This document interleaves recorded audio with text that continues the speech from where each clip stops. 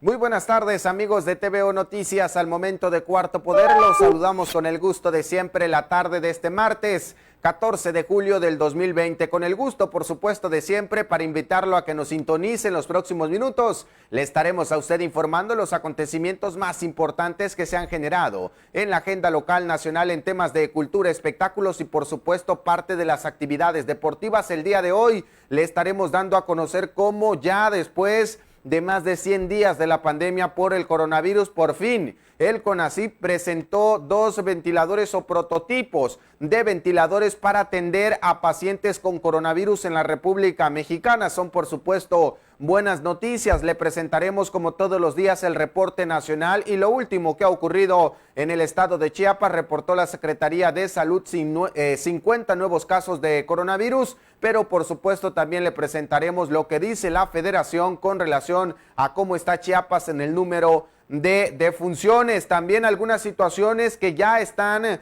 marcando los empresarios con relación a los bloqueos que están ocurriendo con frecuencia ahora en la parte norte del estado de Chiapas. La situación de los restauranteros que ya tienen luz verde para comenzar a trabajar en Tuxtla Gutiérrez aún, y cuando hay semáforo rojo, siempre y cuando cumplan con algunas disposiciones marcadas en los protocolos sanitarios. Voy entonces a darle voz a mi compañero David Morales. Arrancamos esta tarde en el plano nacional por esta noticia importante. Antes le cuento esto de última hora, que está ocurriendo un accidente automovilístico aquí en la capital chiapaneca. Inmediatamente me enlazo con David Morales.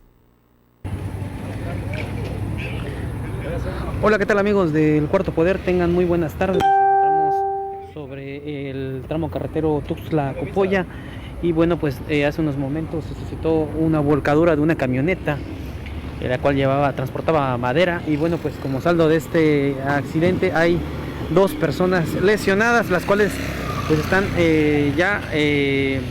fuera de peligro, es decir, que ya están afuera de la unidad y están esperando a que acuda una unidad de emergencias. Para más información visiten nuestras redes sociales o bien acudan a la versión impresa. Para Cuarto Poder, Tu Diario Vivir informó Ulises López. Ahora sí voy contigo, David, para que nos detalles la presentación que llevó a cabo el personal del CONACYT con relación al tema de la fabricación de 2 prototipos de ventiladores para pacientes con coronavirus en México. Buenas tardes. ¿Qué tal, Adolfo? Buenas tardes, saludos a todos. Vamos con la información nacional. El gobierno de México presentó este martes los 2 modelos de ventiladores desarrollados por especialistas del Consejo Nacional de Ciencia y Tecnología CONACYT para pacientes COVID-19. Ambos ventiladores fueron creados en el Centro de Ingeniería y Desarrollo Industrial CIDESI del CONACYT con un ahorro del 70% con relación a su precio del mercado. El secretario de Salud Federal, Jorge Alcocer, dijo que los ventiladores fueron patentados por el Estado mexicano y bautizados como Ejecatl 4T y Gatsi. En náhuatl, Ejecatl significa Dios del viento, mientras que Gatsi se refiere a suspiro en otomí. Estos ventiladores servirán para la atención de pacientes graves por COVID-19 y se estima la producción de unas 500 unidades de cada modelo. La titular del CONACYT, María Elena Álvarez Buila, detalló que la creación y fabricación de los ventiladores de alta especialidad fue posible gracias al trabajo coordinado entre el gobierno, empresarios y académicos. Señaló también que el ventilador Ejecatl es 100% del Estado mexicano, mientras que Gatsi se creó en colaboración con una empresa. Para la realización de este proyecto, el gobierno invirtió 227.391.592 pesos y el CONACYT aportó 32.500.000 pesos, dando un total de 259.891.592 pesos. María Elena Álvarez destacó que la creación de los ventiladores se logró en 5 meses, cuando suelen ser procesos que tardan entre 3 y 5 años. Por último, agregó, la soberanía científica y la independencia tecnológica es la forma de responder de ese gobierno a los retos. Estamos viendo el nacimiento de una industria nacional para salvar vidas. Esto es la información nacional. Adolfo, regreso contigo. Gracias, David, por esta información. Y bueno, aquí le presento el reporte de cómo está la situación del coronavirus en el plano nacional. La Secretaría de Salud reporta este 13 de julio de 2020 que en México hay 304.435 casos confirmados acumulados de COVID-19, 28.843 casos activos y 76.824 casos sospechosos. 35.491 personas han fallecido y el 62% de los casos se han recuperado. Recuerda atender el semáforo de riesgo epidemiológico estatal y seguir las indicaciones de las autoridades de salud. Es el informe nacional con relación al tema del coronavirus. Tengo ya en la línea telefónica a mi compañero William Chacón porque hay preocupación ya en el estado de Chiapas. Según los números que está arrojando la federación, han muerto en el estado de Chiapas 801 personas a causa del coronavirus, con más de 5,000 casos confirmados. Te escucho, William. Buenas tardes.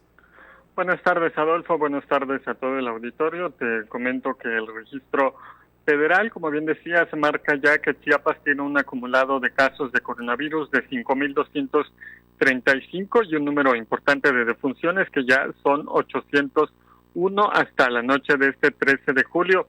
Además, refleja que hay 2.232 casos negativos, 616 sospechosos, 3.136 recuperados y un estimado de apenas 208 casos activos. De acuerdo al último reporte estatal emitido por la Secretaría de Salud, en Chiapas se acumulan 4.631 confirmados y un dato importante es que estima 22.724 sospechosos. Además, también registra 2.225 negativos, 3.227 recuperados y apenas 363 muertes. Según este reporte, todavía hay 227 pacientes ambulatorios, 292 hospitalizados estables, 405 hospitalizados graves y 160 muy graves intubados. Es decir, son 1.084 casos activos, por lo que vemos una marcada diferencia con el registro federal, que sería de 876 casos. Además de la diferencia, claro, de más del doble en las defunciones, ya que, como dijimos, la federación registra 801 y el estado apenas 363, es decir, una diferencia de 438. Recordemos también que la noche de ayer el subsecretario de Prevención y Promoción de la Salud, Hugo López-Gatell, aseguró que la entidad tiene un alto porcentaje de municipios con 0 casos, lo que permitiría a partir del viernes 17 de julio poner en marcha un plan comunitario para que vuelvan a la normalidad. En ese sentido, la Secretaría de Salud en Chiapas confirmó que son 27 los municipios los que tienen esta posibilidad y comentaba que el único criterio que era importante atender es que no hubiera una propagación proveniente de otros lugares, dado que en la medida en que la comunidad se mantenga en su sitio de desplazamiento convencional no puede generar contagios. Estos necesariamente tienen que venir de fuera. Los estudios arrojaron la existencia de 0 casos o muy pocos, con incidencias muy bajas, de acuerdo a estudios del CONACYT y varias comunidades académicas que identificaron los patrones de movilidad y las prácticas de las comunidades, que tomaron por sí mismos una actitud solidaria de protección e implementaron medidas para evitar la movilidad durante el tiempo de la epidemia activa. Un dato importante reportado también por el subsecretario de Salud Federal es que hasta este domingo Chiapas registraba una disponibilidad de camas para hospitalización general del 65% y una ocupación del 35%, colocándose en el lugar 21 a nivel nacional bajo este indicador. En cuanto a camas con ventilador volumétrico para aquellos pacientes graves que requieren respiración asistida, Chiapas registraba una disponibilidad del 72% y una ocupación del 28%. Es mi reporte, Adolfo, regreso contigo. Gracias, William, por esta información. Todavía debemos cuidarnos en el estado de Chiapas con relación al tema del coronavirus y bueno, también le platico algunas de las actividades que está llevando a cabo el gobernador acompañando pues estos recorridos, estos operativos o barridos, como le llama la autoridad, casa por casa para buscar a las personas con probable contagio por coronavirus. Aquí los detalles.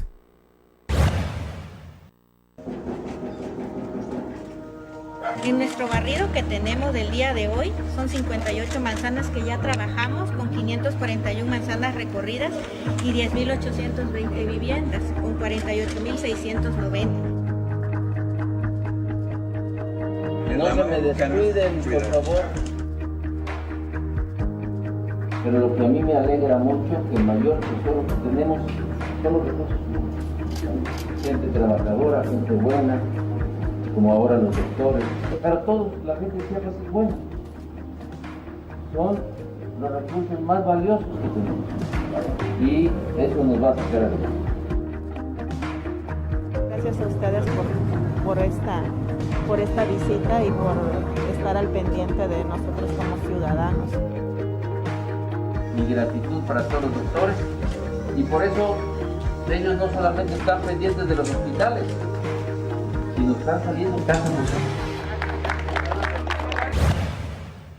Parte de las actividades del gobierno del estado con relación al tema de la pandemia. Cambio de información, pero voy sobre el mismo tema, la situación del coronavirus ahora en la parte del sector empresarial, digamos, en la parte de reactivación económica. Si lo vemos en ese sentido, son buenas noticias. Ya se autorizó que los empresarios del ramo restaurantero y de los alimentos condimentados puedan vender en comedor, es decir, que la gente ya va a poder acudir a los restaurantes. Usted saque su conclusión de si esto puede ser bueno o malo, por supuesto, dependiendo la situación del coronavirus, pero le cuento a detalle. Mire, el presidente en Chiapas de la Cámara Nacional de la Industria de Restaurantes y Alimentos Condimentados, Canirac, Guillermo Acero Bustamante, informó que un 70% de los empresarios está en la etapa de construcción de un protocolo sanitario que es un requisito indispensable antes de abrir sus puertas a los comensales, sin importar el color del semáforo epidemiológico, pero adelantó que a partir de esta fecha, la Secretaría de Salud ya le dio luz verde a los restaurantes para que puedan abrir sus servicios, para que los comensales puedan llegar con un aforo de hasta un 30%. Eso sí, todos los restaurantes tienen que tener aprobado el protocolo sanitario, de lo contrario no podrán ofrecer sus diferentes productos. Parte de lo que se ha pedido, como usted sabe, pues es la utilización del uso obligatorio del gel antibacterial, de los tapetes sanitizantes, del tema de las caretas para el personal. Y bueno, en el caso de la Canirac se había implementado también un proyecto denominado Mesa Segura, que es una serie de requisitos para proteger la salud de la población que vaya llegando a cada uno de los establecimientos. Llevaban los restaurantes más de 100 días cerrados y esperan que con esta apertura, que todavía estamos en semáforo rojo, puedan por lo menos generar una reactivación económica que permita pues obtener ingresos para pagar nómina, para pagar salarios y que paulatinamente se vaya recuperando. Todavía no hay una fecha exacta en la que los empresarios del ramo restaurantero puedan recuperar todo el dinero que se perdió a lo largo de esta pandemia, pero la buena noticia para ellos es que si ya tienen el protocolo aprobado, a partir de esta fecha pueden comenzar ya las actividades normales con un 30% de aforo en los establecimientos. Lo recomendable es que usted, si va a estos lugares, por supuesto también lleve las medidas de higiene mínimas para su protección y la de su familia. Voy con mi compañero Rodolfo Flores, está en la línea telefónica, nos va a platicar qué están haciendo algunos grupos de transportistas con relación al tema de la sanitización. Usted sabe que desde el pasado 1 de julio se hizo obligatorio el uso del cubrebocas para los usuarios antes de subir a un transporte público, pero también para los conductores, pero además tienen otras obligaciones. Aquí nos explica Rodolfo Flores. Buenas tardes. ¿Qué tal, Adolfo? Te saludo con mucho gusto y también a todo el auditorio para informarles. Bueno, y es que también es de destacarse estas acciones que están tomando algunos transportistas, y es que nos daban a conocer precisamente en la modalidad de taxi los pertenecientes al Sindicato de Trabajadores del Volante de Taxis y Colectivos, licenciado Carlos de Jesús Natarén Córdoba en Tuxtla Gutiérrez, han llevado a cabo un proceso de desinfección de las unidades para brindar un mejor servicio a la ciudadanía y evitar posibles contagios a la población de COVID-19. Por ello pidieron a los tuxtlecos para que actúen con responsabilidad y sigan las medidas sanitarias dictadas por las autoridades del Estado. Margarita Astrid Díaz Astudillo, secretaria general de este sindicato, dio a conocer que estas acciones han sido llevadas a cabo gracias al trabajo conjunto con el gobierno del Estado y la Secretaría de Movilidad y Transporte, quienes han brindado las facilidades a este sector con acciones que impactan positivamente a la población. Expuso que en los últimos meses les han facilitado el proceso de sanitización de sus unidades de manera gratuita y les han instruido a seguir una serie de recomendaciones a los conductores, lo cual ha sido seguido al pie de la letra. La representante transportista reconoció que en el plan de atención a la nueva normalidad está siendo llevado a cabo por el secretario Aquiles Espinosa, en el que se establece que la normativa debe ser para el cuidado de los conductores, pero también en primer plano se debe poner el cuidado a la población. En este panorama hizo un llamado a sus compañeros en Tuxtla para que acaten estas disposiciones de las autoridades para seguir la seguridad de todos. Informó que tan solo de este sindicato han sido desinfectadas 128 unidades y han tomado otras medidas como el colocar una división con material plástico entre los asientos delanteros y el asiento trasero de los taxis, con un espacio para poder pasar el dinero y evitar así en mayor medida el contacto físico. Ella nos daba a conocer que, han entendido que son parte de un sector vulnerable con esta pandemia que se está viviendo del COVID-19 y por ello también han optado por tomar este tipo de acciones también y seguir las recomendaciones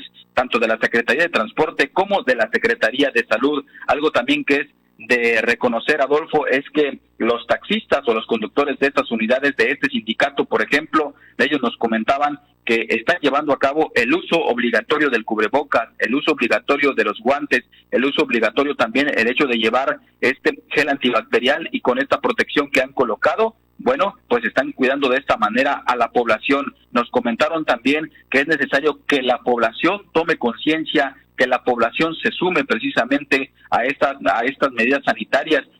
Margarita nos comentaba también, por ejemplo, que estas medidas llegaron para quedarse y también seguirá siendo así por tiempo indefinido, o por lo menos hasta que esta pandemia muestre un descenso aquí en el estado de Chiapas. Sin duda también, como hemos dado a conocer en este espacio informativo, si bien es cierto que nos ha tocado ver sectores que no han acatado estas medidas, que hay, por ejemplo, personas que se han aglomerado en algunas tiendas, en el Parque Central, en algunos bancos, sin tomar ninguna medida sanitaria.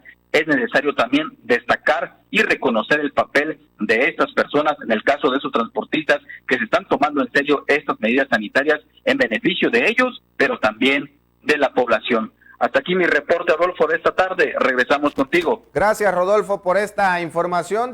Sorprende un poco porque no estamos acostumbrados a ver agrupaciones que estén trabajando siguiendo las recomendaciones de las autoridades, pero lo que están haciendo es lo que está incluido en el plan de retorno a la nueva normalidad. Nada extraordinario, ojalá que todas las agrupaciones transportistas lo hicieran de esta manera. Cambio de información y voy a otro tema que es también bastante importante y que hace referencia a un conflicto que se está desarrollando en la zona norte del estado de Chiapas, y la manera en que buscan atenciones las agrupaciones sociales son con los bloqueos carreteros. Ya hay pronunciamiento por parte de organizaciones empresariales con relación a este tema. Mire, le cuento, la Cámara Nacional de Comercio, Servicios y Turismo en Tuxtla Gutiérrez, que preside Rafael Sánchez Evadúa, señala que es un organismo que históricamente ha sido respetuosa de cada una de las manifestaciones que se desarrollan en el estado de Chiapas, pero que éstas se tienen que hacer con respeto a los derechos de terceras personas, por lo que consideraron esencial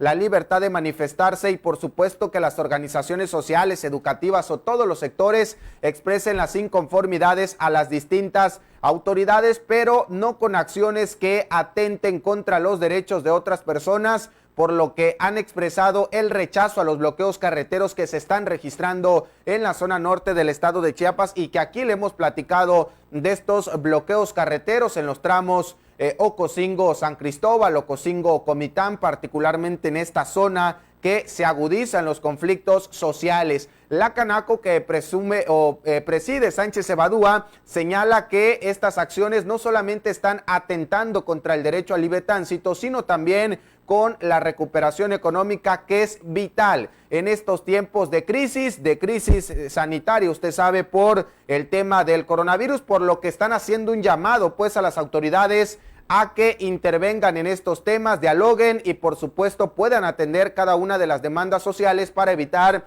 afectaciones a personas que están moviendo productos y en general a todo el sector empresarial, esto con motivo de los bloqueos carreteros. Eso por parte del sector empresarial. ¿Qué está ocurriendo? Regresando un poco a la capital chiapaneca y estos accidentes automovilísticos que desafortunadamente ocurren todos los días. Aquí nos presenta un primer reporte mi compañero Pepe Ortega. Amigas y amigos de Cuarto Poder, tu diario vivir, les informamos desde la colonia San Pedro Progresivo, desde la calle Loma Verde, donde hace unos momentos fue localizado el cuerpo sin vida de una persona. Ya se encuentran aquí elementos de la policía municipal, además de integrantes del servicio médico forense, para realizar el levantamiento del cuerpo y posterior traslado al CEMEFO, en donde seguramente se le practicará la necropsia de ley. Por el momento, esta es la información. Reportó para Cuarto Poder, tu diario vivir, José Ortega. Gracias, José, por esta información. Un asunto que pues ocurre también en la capital chiapaneca y casi todos los días le informamos de esta situación que tiene que ver con accidentes automovilísticos, asuntos de inseguridad o personas que desafortunadamente pierden la vida. Vamos a otra situación por demás preocupante en Chiapas, que es uno de los estados con la mayor biodiversidad que existe en la República Mexicana, y le cuento parte de la problemática que se está desarrollando en parte de nuestra entidad. La propagación de los fertilizantes en el suelo con un porcentaje de hasta un 80%, las descargas de aguas residuales en zonas protegidas sin el tratamiento adecuado, así como la deforestación, están contaminando de manera excesiva las lagunas de Montebello, situación que está provocando un deterioro ambiental importante. Esto lo enfatizó María Odeta Cervantes Vieleto, que es directora de este parque nacional. Entrevistada sobre el tema, detalló que lo que pasa por toda la cuenca, que estamos hablando de una extensión promedio de 81,000 hectáreas, es un indicador de la salud ambiental en general del estado de Chiapas, y que bueno, si finalmente se altera o se perturba, hay un impacto que la población es la que finalmente lo está resintiendo. Lo que pasa con los fertilizantes o plaguicidas, señalaba, es que se están filtrando a través del suelo y el subsuelo, y esto está contaminando toda la cuenca, se dañan los humedales y esto impide que se purifique el vital líquido que también llega a los hogares de los comuneros. Afortunadamente también destacó que lo aprobado por el Congreso del Estado de Chiapas, que es la Junta Intermunicipal para la Cuenca del Río Grande, Laguna de Montebello, es un proyecto que va a tener recursos económicos para atender los principales problemas que se están enfrentando en esta zona. Ojalá que así sea, porque estamos hablando de que las descargas de aguas residuales ha sido una constante en el estado de Chiapas y es lo que está contaminando desafortunadamente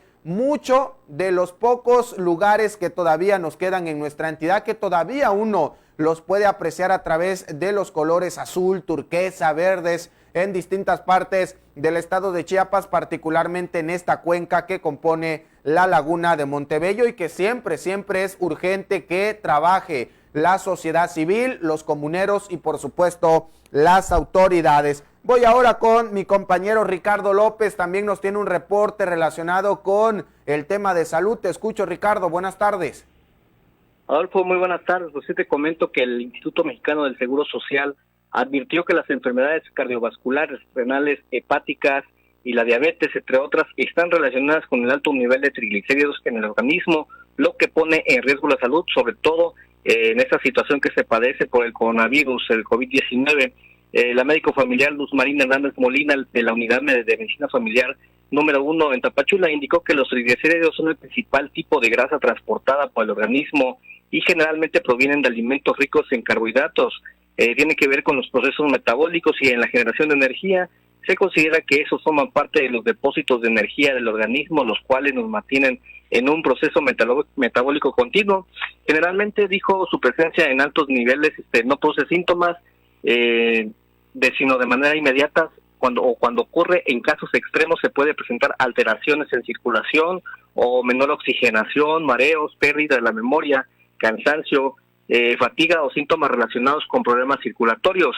La especialista comentó que la única forma de detectarlos es mediante un análisis de sangre, lo que se le conoce la biometría, por lo que es necesario que los derechohabientes acudan a su unidad de medicina familiar para realizar los chequeos preventivos. La doctora Hernández recomendó tomar medidas que reduzcan el nivel de grasa en el organismo, como la buena alimentación, la práctica del ejercicio, limitar el consumo de bebidas alcohólicas, grasas, carbohidratos, así como ingerir más fibra, granos enteros y pescado, y sobre todo haciendo hincapié que estamos dentro de la pandemia por COVID-19, por lo que se hace necesario cuidar de la salud todos los días.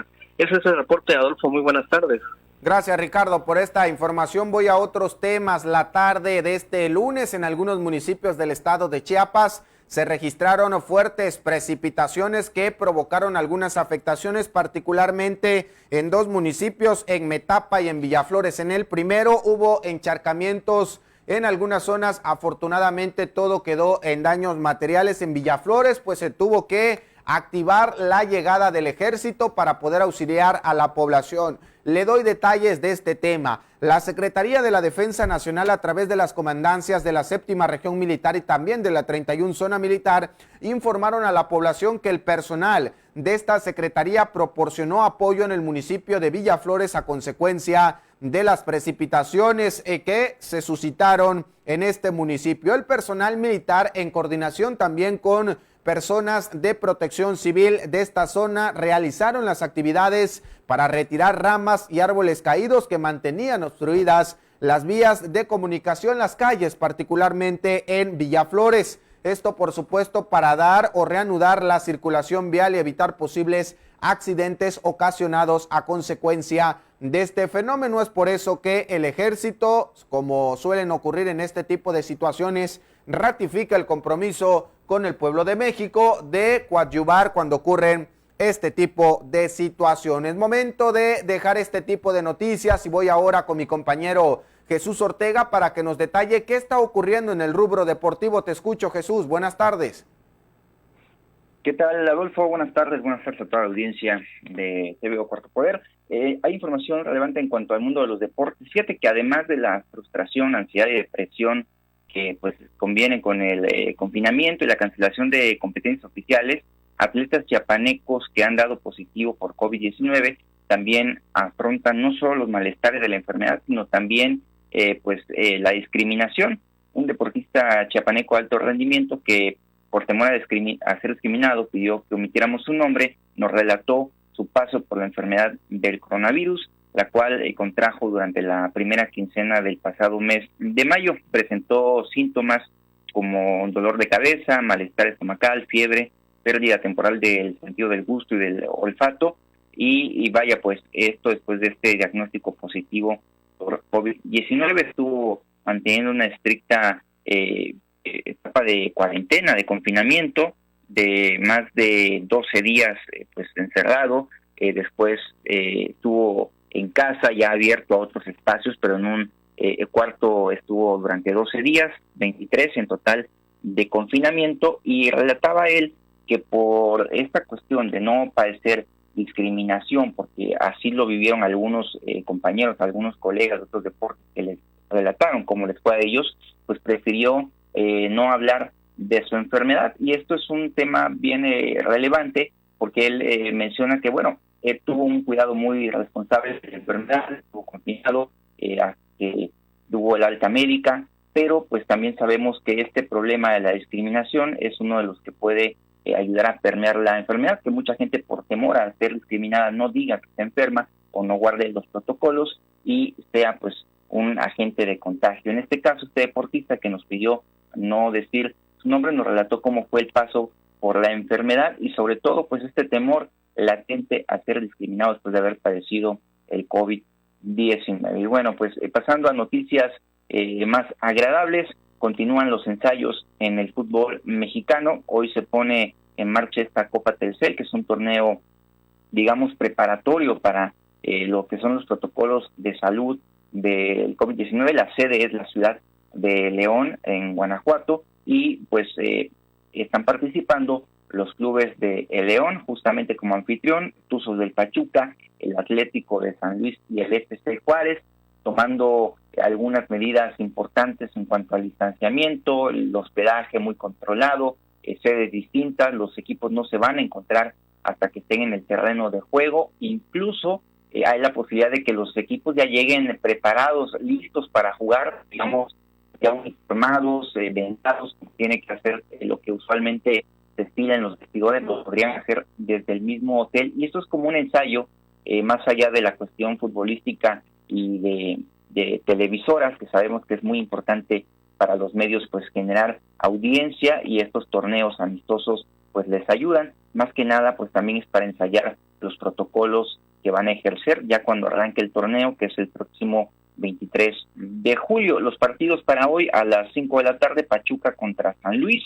y a las 8 de la noche León ante Juárez. Los van a transmitir las cadenas Claro Sports y Fox Sports 2. Por cierto, 5 de la tarde y 8 esta Copa Amistosa del fútbol mexicano, ensayando, insistimos, los protocolos de sana distancia rumbo al próximo campeonato del fútbol mexicano. Es la información, Adolfo.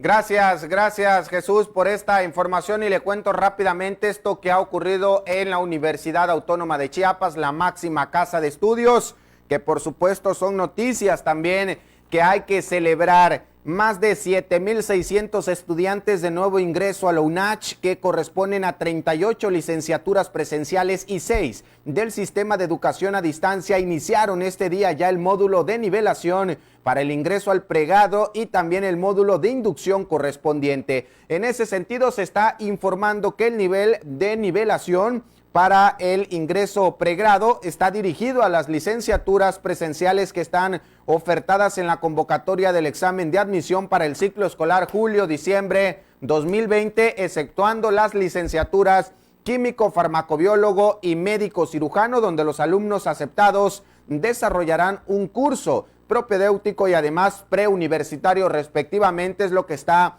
informando la UNACH. De esta manera, los alumnos que forman parte pues de esta etapa cuentan con el apoyo de 374 docentes de las distintas unidades académicas, quienes, bajo las medidas de sana distancia dispuestas por el gobierno federal y por supuesto utilizando las herramientas tecnológicas, estarán atentos al proceso que concluye el próximo 7 de agosto. Así, la información que comparte la UNACH con referencia al nuevo ingreso a las personas que van a arrancar ya su licenciatura en el siguiente mes. Voy ahora con mi compañero Darwin Mendoza para que nos detalle parte de las actividades del mundo de la cultura y también de los espectáculos. Darwin, te escucho.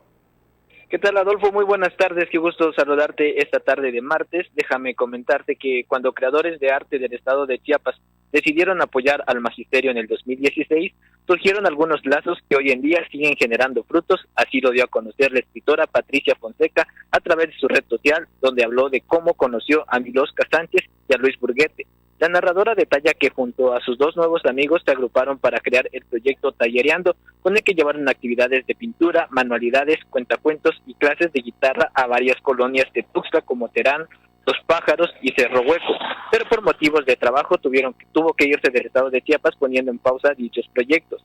Pausé la creación del cuento El mundo que habita bajo la cama, que nació a petición de algunos padres y madres de familia del taller de lecturas que impartía en la librería José Emilio Pacheco del Fondo de Cultura Económica, donde me pedían cuentos en los que abordara el tema de miedo que sienten los niños cuando están en la noche. Abundó que en el 2018 se editó una plaqueta del cuento en una versión para colorear, pero con el paso del tiempo el proyecto se quedó en el olvido, hasta que nuevamente junto a Milosca y Luis decidieron relanzar la historia. Esta nueva versión, a la que hace alusión la autora Patricia Fonseca, Milosca y Luis participan en la ilustración del cuento escrito por Patricia Fonseca, por lo que los interesados en conocer el mundo que hay debajo de la cama ya pueden iniciar con sus pedidos. Para solicitarlo pueden visitar la página Letras Andarinas de Patricia Fonseca en Facebook, o bien llamando al número 961-461-5344, y ahí sí es como podrán conocer este cuento. Por otro lado, Adolfo, en el mundo de los espectáculos, déjame comentarte que Livia Brito aceptó que le dio una cachetada al paparazzo Ernesto Cepeda, quien los demandó a ella y a su novio Mariano Martínez por robo y lesiones. Sin embargo, dijo sentirse vulnerada en su vida privada. Asimismo, su abogado, de Roberto Carlos Morales, el abogado de que hay inconsistencias en las declaraciones del comunicador gráfico, por lo que analizará el tema. ¿Escuchas, Adolfo? Ok, perfecto. Te comentaba lo de Livia Brito, que aceptó la cachetada, pero en otro tema déjame comentarte que Naya Rivera había dado la vida por su hijo. Creo que tenemos por ahí problemas en la comunicación con mi compañero Darwin, pero estaba hablando básicamente de lo más importante en el rubro de la cultura y los espectáculos. Con eso nosotros llegamos a la conclusión de esta segunda emisión, como siempre agradeciendo la amabilidad de su atención. A nombre de todo el equipo, gracias. Nuestros compañeros Marcos Osorio, Max Otero en los sistemas informativos, el ingeniero Armando Barrientos en la edición, Fanny Guadalupe en la realización, el ingeniero Juan Carlos. Que tenga buen provecho, buena tarde. Recuerde, mañana en punto de las 8 de la mañana y nos vamos siempre con mensajes preventivos.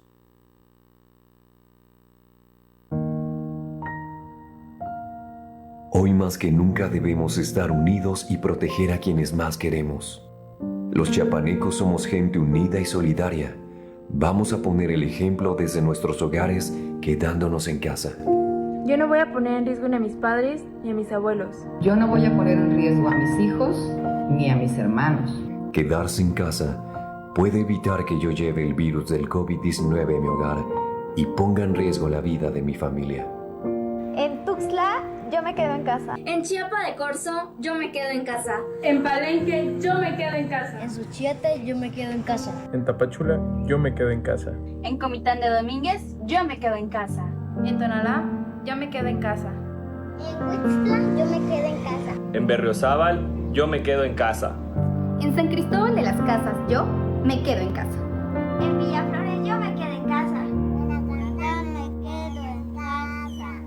En Ocosingo, Joón y Xcomontana. En Chiapas todos nos quedamos en casa. Gracias por quedarte en casa. Gracias por protegernos. En todos los municipios de Chiapas nos quedamos en casa. Gobierno de Chiapas.